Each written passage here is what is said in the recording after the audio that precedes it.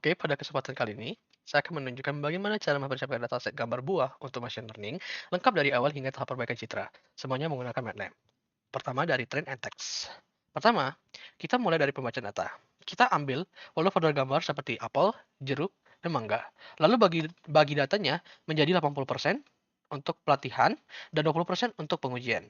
Proses ini dilakukan otomatis dengan image data store dan disimpan dalam bentuk table train and text. Selanjutnya, kita masuk ke proses augmentasi yaitu preprocessing. Preprocessing data ini penting untuk membuat model kita lebih kuat terhadap gangguan visual dengan fungsi Gaussian method train seperti gambar diberi 4 jenis noise. Seperti noise Gaussian, image blur, relight, sama gamma ALT. Supaya model kita terbiasa dengan kondisi gambar yang rusak seperti yang terjadi di dunia nyata, tentu saja kita akan memperbaikinya kembali. Untuk itu, kita gunakan dua teknik. Pertama adalah filter spasial.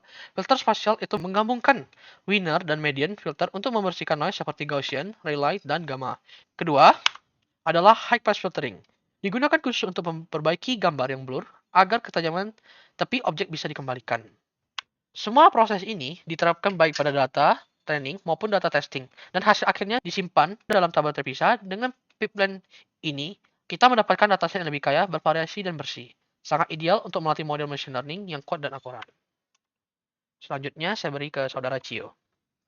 CNN adalah jenis deep learning yang dirancang untuk memproses data berbentuk grafik seperti gambar dan memiliki tiga komponen utama yaitu convolution layer, polling layer, dan fully connected layer. Setelah kita dari pre-processing, dataset dimuat dengan menggunakan image data store, serta label dari gambar diperiksa menggunakan titik labels untuk mengetahui distribusi data di tiap kelas. Kami juga menggunakan fungsi expected class untuk memastikan bahwa semua kelas tersedia di data training dan testing. Sistem akan menghitung jumlah data per kelas dan memberi peringatan jika terdapat kelas yang berjumlah kurang dari 50 untuk mencegah bias. Jika suatu kelas hilang, sistem akan berhenti secara otomatis dan menampilkan error. Selanjutnya, dilakukan proses oversampling dengan perulangan untuk menyeimbangkan jumlah data di tiap kelas. Ini penting agar pelatihan model tidak berat sebelah. Di sini kami menggunakan AlexNet, salah satu arsitektur CNN yang mampu mengenali pola visual kompleks dan menjadi pionir dalam klasifikasi gambar skala besar secara efisien. Namun, AlexNet sendiri memiliki syarat khusus untuk penginputan gambar. Harus memiliki format RGB dengan ukuran 227 kali 227 pixel. Jika tidak sesuai, maka proses akan menghasilkan error. Di sini ada feature extraction. Dalam tahap pre-processing, data training meningkatkan kualitasnya menggunakan teknik augmentasi seperti rotasi acak antara minus 30 hingga 30 derajat, flip horizontal, dan skala antara 70 hingga 130%. Semua gambar sudah sesuai untuk AlexNet. Namun, data testing tidak diaugmentasi agar evaluasi akurasi benar-benar mencerminkan kemampuan asli model. Untuk arsitektur vektor, kami menggunakan layar FC7 dari AlexNet yang menghasilkan vektor dimensi 4096 untuk setiap gambar. Vektor ini mewakili pola-pola visual kompleks yang telah dipelajari oleh jaringan. Secara umum, arsitektur AlexNet terdiri dari beberapa lapisan konvolusi, dimulai dari filter 11x11, 5x5, hingga 3x3, diikuti dua fully connected layer dengan masing-masing 4096 neuron dan satu output layer. Dalam output layer ini, kami menggunakan SVM atau Support Vector Machine yang terbukti efisien dalam memisahkan data berdasarkan vektor fitur hasil ekstraksi dari AlexNet. Di sini ada fungsi resizing, image, dan download data. Di sini singkatnya, resizing image adalah untuk menyesuaikan ukuran gambar agar menjadi sesuai dengan input untuk AlexNet. Dan di sini terdapat download data train agar proses training dapat diulang atau digunakan di sistem lain dan dapat disimpan secara lokal. Kali ini saya akan membahas bagian modeling. Berikut adalah kode modeling kami, dapat dilihat kategoris labels.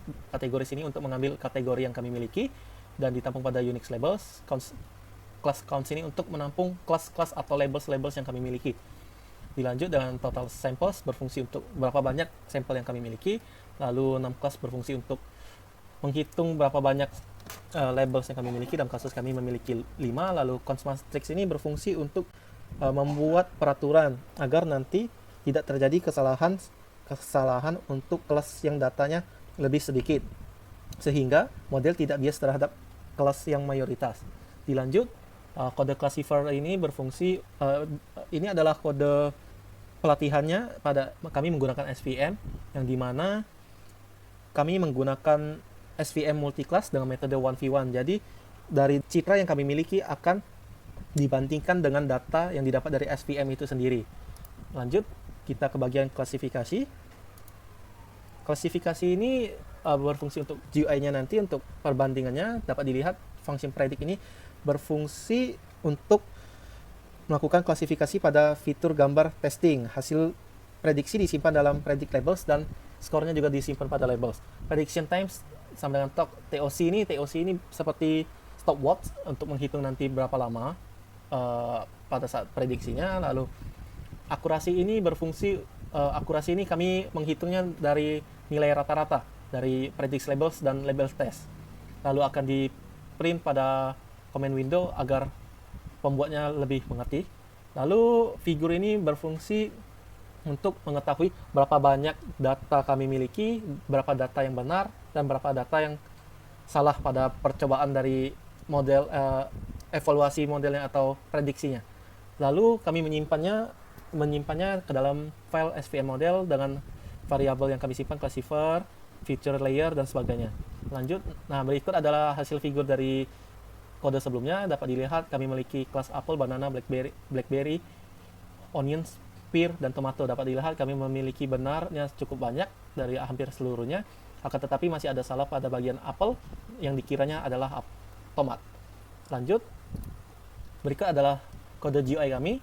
Kode GUI kami pastinya akan meload SVM model yang kami simpan sebelumnya agar dapat dites oleh user atau kaminya. Lalu create layout ini untuk membuat layout dari GUI-nya, yang ini untuk frame-nya berapa, di lokasi XY-nya berapa akan tampil, misalnya bagian sini. Lalu 400 sama 500 ini berapa lebar dan tingginya. Dan dilanjut, ini adalah fungsi untuk tombol select image-nya atau memilih gambarnya nanti akan masuk ke dalam filenya atau variabel nanti. Ini adalah posisinya.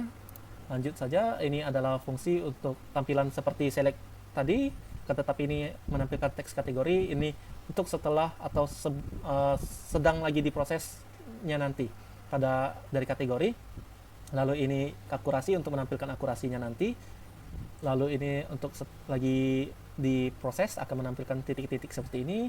Lalu function proses image callback ini berfungsi akan dari yang select image tadi akan diambil extensionnya yang kami menggunakan UI get file ini dengan extension .jpg, jpeg, dan sebagainya akan ditampung pada file dan path. Jika tidak ada maka akan langsung selesai.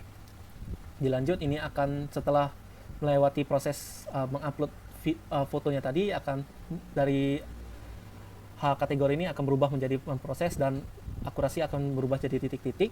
Dilanjut, full path ini akan kami panggil dan digabungkan lagi agar bisa ditampilkan kepada user, agar dia mungkin user lupa menginput gambarannya apa, jadi bisa melihat gambarnya apa.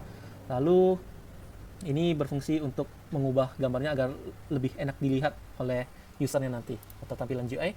Ini adalah untuk menghitung skor akurasinya, dapat dilihat akurasi kami kali 100 agar ya 100% gitu jadi maksimal ya. Ini untuk error message, biar kalau error akan tampil error.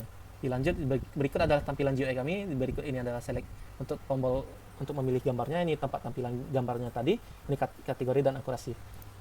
Dan berikut ini adalah simulasi dari final results kami atau tesnya. Di sini saya menggunakan Apple, data tes dari Apple. Dipercepat saja. Nah, sedang diproses, lalu tampil kategori dan akurasinya Apple. Dilanjut, kami menggunakan data dari tes, yaitu pisang atau banana. Kami memilih. Nah, setelah itu muncul kategorinya banana dengan akurasi sekian. Sekian dari saya. Terima kasih.